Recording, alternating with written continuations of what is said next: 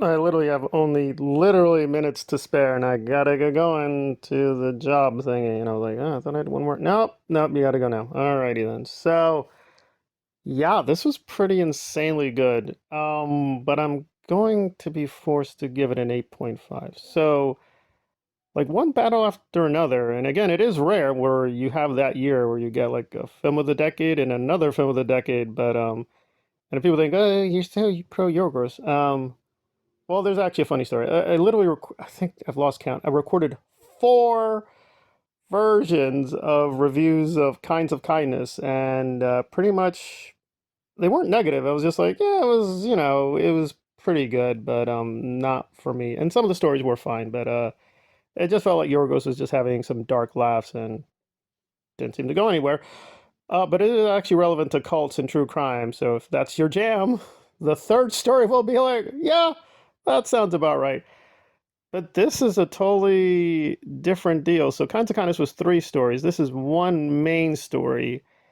And the thing I enjoyed about one of the stories in Kinds of Kindness was fine, but the ending was way too short. This is a pretty devastating conclusion. I actually guessed a lot of it. I did not guess the final moment. So that was okay. Alrighty then. Yeah, I mean, it's Yorko, so it wasn't too shocking. I was just like, oh, okay.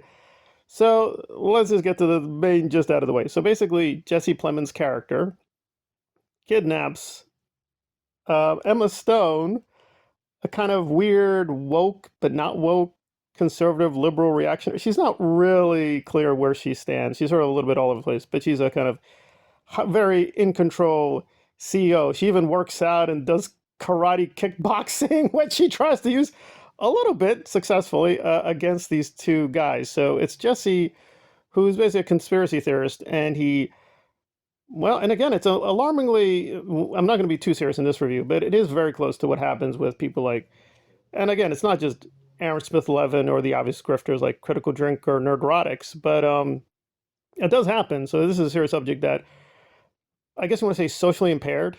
Like, it won't be right to say the other character is stupid, but he's a little naive, and Jesse basically ropes him into this scheme to kidnap the CEO on the premise that she is really an alien queen who has been sent to study and dominate the planet.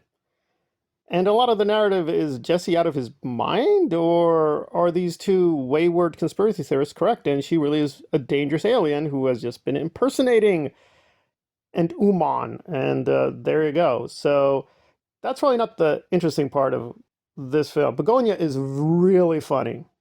People were calling this like a black. It is not a black comedy. It is a straight up comedy because these two buffoons are just so ridiculous and laughable. They're dangerous, but they are, it's hard to tell. I would say Jesse at certain points, the character does do things that are straight up evil, but then when you learn more, you're like, okay, that's pretty over the line. But then, even in context, you're like, okay, that was rough, but I can see where you're going with this.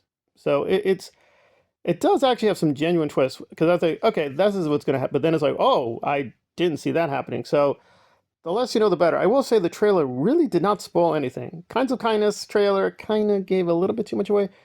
This one will leave you really in doubt. So the trailer was not that good, but it does give you a kind of taste of what is going to happen. And the reason I'm giving it 8.5, there seemed to be one major editing error. I don't know if that's real. Like there's a continuity error with blood. I'll just say that. Let's put it by, that's not spoiling anything. This is going to be a bloody film. Blood will be spilled. I mean, the amount of blood to be spilled here will shock you. Like, whoa.